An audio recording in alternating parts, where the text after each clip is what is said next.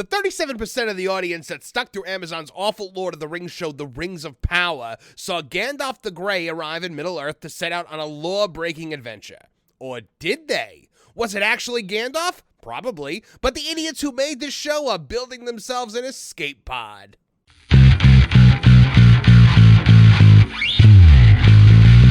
Hello, I'm Marvin, and I'm the Movie Monster. The Rings of Power is one of the worst monstrosities to ever form on a television screen. Amazon spent a literal $1 billion on this turd, and they're just desperate for it to be a success.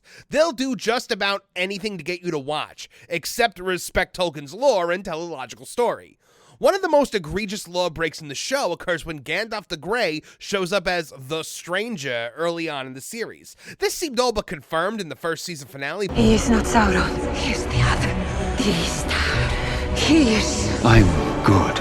But now, the showrunners, who are hacks that studied under King hack J.J. Abrams, are casting some doubt on that reveal. Our friend Martin Stone from That Park Place joins us to have a look at what's going on in Middle-earth. Oh, the Rings of Power. My heart aches every time it's brought up, and it is the reason for the creation of this channel. And I could not pick a better co-pilot to explore this story with me today, folks. Please welcome from That Park Place the one and only Mr. Martin Stone. Hey, glad to be here. Glad to have you here. We are gonna take a look at a story that's kind of infuriating. Because, look, everyone understands what this Gandalf thing is that they've done, but the creators have decided that they're going to be cute about it. So let's take a look. We're gonna examine this in a story from friends over at That Park Place. This is an article written by our good friend John Trent. He says, the Lord of the Rings of Power showrunners address whether the Stranger is Gandalf. So the Stranger, obviously this guy who showed up last season, was very clearly Gandalf, down to the gray robe and the magic and the staff and like all of it, like was very, very clearly Gandalf from the start. They were like, oh, who knows? And he fought the Nazgûls here, as I think some people have called them. The Lord of the Rings of Power showrunners J.D. Payne and Patrick McKay recently addressed whether the Stranger, played by Daniel Wayman, is Gandalf. In an interview with Collider, which is, obviously a friendly outlet, the showrunners were asked about whether the Stranger telling Nori, when in doubt, Eleanor Brandyfoot, always follow your nose, was a confirmation that the character was Gandalf, given that they paraphrase what Gandalf says in Peter Jackson's adaptation of The Fellowship of the Ring. Payne informed the outlet, we try to make it delightful in that there are several possibilities of what they can end up meaning. Could that mean the Stranger is Gandalf and that he says that he says it later on? It could definitely mean that. He continued, could it also mean the Stranger is Saruman? And you realize that later on Saruman said that to Gandalf, and then Gandalf said it. You know what I mean? There are always ways you can sort of like pinball it. There could be delightful paths that could come out of either eventuality. So we like to keep those doors open. It's fun to engage with the story and think of the possibilities. AKA, Martin, it is fun to bastardize the lore of one of the greatest writers who has ever lived. And I find nothing delightful about this. What say you? Yeah, it's just more of that mystery box nonsense that we're all subjected to, because that seems to be what they teach in writing rooms these days. Yeah. It is the look. These are J.J. Abrams' disciples, and they are teaching that J.J. Abrams style of writing here, where it's like just drop mysteries and then have people question it, because that's what JJ did for everything that he's done. I mean, he did it for Star Wars, and he had no answers to those questions, and we saw how that worked out. So clearly this is just absolute hogwash, horrible garbage. Now, as we know, Martin, the wizards did not arrive. This show takes place in the Second Age. I know you're not watching the show, but I know you are familiar with the lore. The show takes place in the Second Age of Middle-earth, which is after the battle with Morgoth, the first Dark Lord, and before the battle. The Second Age ends with the battle against Sauron, the first one, where the ring gets cut from his hand. Now, the thing about that is the wizards were not present for this. They do not show up until the Third Age, the age where the Lord of the Rings is. I'm sure you knew that, right? Right. Now, Yeah. what do you think? What, 5 wizards, the Saruman, Radagast, Gandalf, Yeah. and the 2 blue wizards. The two blue wizards who we really don't know much about. A lot of people assumed that maybe this was one of the blue wizards coming here, and I have a feeling that because we don't know much about the blue wizards, they're going to take advantage of that in this show. It's one of the few gray areas that that Tolkien kind of left open. So I'm assuming that's not going to be gray for long. But so John Trent goes on to give a little backstory here. Neither Gandalf nor Saruman would have arrived in Middle Earth in the Second Age. Tolkien was very clear that the wizards do not arrive until the Third Age. Tolkien wrote in Appendix B, when maybe 1,000 years had passed and the first shadow had fallen on Greenwood the Great, the Astari, or wizards, appeared in Middle Earth. It was afterwards said they came out of the far west and were messengers sent to contest the power of Sauron and unite all those who had the will to resist him. But they were forbidden to match his power with power or seek to dominate elves or men by force and fear. That's important, because that is really like telling of like what the wizards what they are, because like they're Maiar, just like Sauron is. You have Eru Ilúvatar, who's kind of god, and then under him are the Valar, who are like demigods, his children basically, and then under the Valar you have the Maiar who serve them. And the wizards, the Astari, are Maiar, but their powers are limited. They're placed in the bodies of old men, both so that people would listen to their wisdom and to kind of like hobble them a little bit.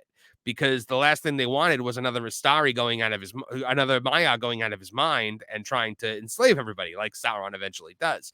Now, do you think that they're saying this, Martin, about the stranger possibly being Saruman, possibly being Gandalf, because they actually don't know, or do you think they're testing the waters to see if they can like change it in the future to make it whatever the people seem to want?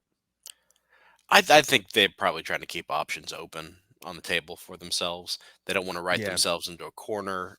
You commit yourself, and suddenly you things have to play out in a certain way.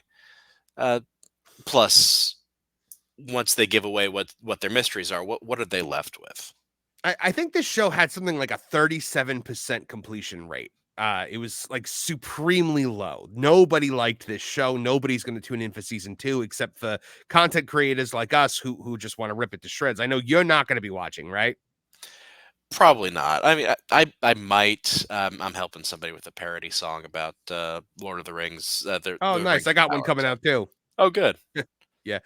So did you watch any of season 1? It just touches here and there. My wife is also she's a Tolkien fan, so she watched a little bit, but she was not a completer on that one. People who ask me like, "Oh, should I watch Rings of Power?" And I'm like, "Well, you're the Lord of the Rings. Are you a Lord of the Rings fan?" And they're like, "Oh yeah, huge." And I'm like, "No, don't watch it. This is only good if you're looking for like something so surface level, like Tolkien for Dummies.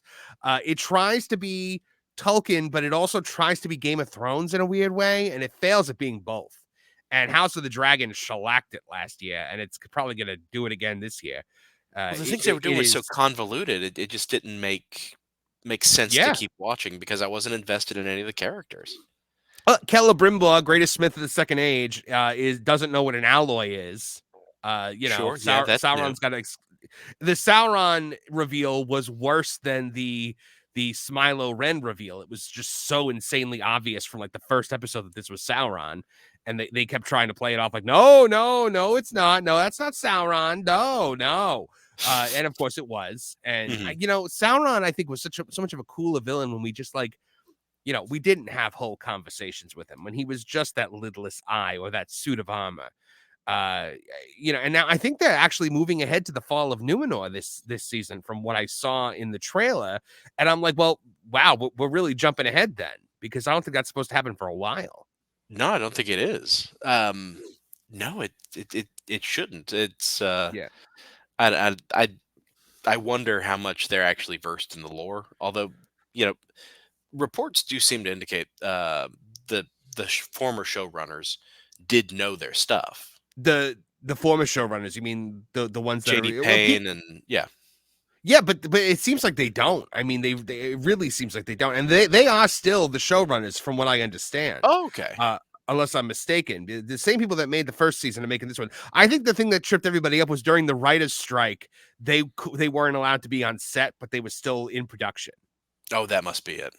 Yeah, so they had to kind of like make season 2 like a lot of the time without them, like while they were shooting. So Right. I think that might have been part of it. Now, on the Gandalf thing or the stranger Yeah, thing, um, a lot of the times I saw him, he was associated with fire. So clearly right. they're trying to get that Gandalf connection, which, if you're gonna mystery box it, then um, you got to assume it's not Gandalf because they're leaning so hard into the Gandalf mystique and his Well, power set. but everyone thought that Halbrand couldn't possibly be Sauron because they were That's telegraphing it true. so Yeah. hard, but then he was. Just like everyone thought Asian Ezra Miller couldn't be Smilo Ren because they were telegraphing it so hard, and then he was. I think we're giving these writers a little too much credit sometimes when we say Mhm. things like this. But let's open it up to our commenters. What do you guys think? Is the stranger Gandalf? Are they building themselves a get out of jail free card by leaving this ambiguous and questioning things, or are they just pandering to us right now? Sound off in the comment section below and let us know. And Martin Stone, where can folks find out more about you? Well, I write for that Park Place, and I help host a show about lost media called The Lost Guys. You can find that Awesome. with that Park Place on YouTube. Awesome. Martin, thank you so much for joining me today. Thank you. Glad to be here. So, is it Gandalf? Of course it is. And I've always thought so, and I think it was always intended to be. I think this was 100% their intention. But, much like their lord and master J.J. Abrams, the showrunners at Rings of Power are into introducing mysteries with escape hatches built into them in case they need to sloppily course correct. Remember, J.J. was the one who said Palpatine was always intended to return in the Star Wars sequel trilogy. But what do you think? Is this Gandalf? Is it Saruman? Do these putrid hacks even know at this point? Sound off in the comments below and let me know. Also, make sure you check out Martin over on That Pog Place and check out The Lost Guys. It's a fantastic show about lost media. Please also check out our pro wrestling channel, Tooneytown Wrestling, as well as That Game Place, That Pog Place gaming channel, where I'm a regular contributor. I do 2 live streams per week with Toonie Talk Wrestling on Tuesday nights and Toonie Talk TV on Thursday nights, both at 8 p.m. If you liked what you saw here today, please like, share, and subscribe. Click the bell icon to get notified of new videos as they drop. For all of us here at Tooneytown TV, I'm Marvin the Movie Monster. Now get out of here!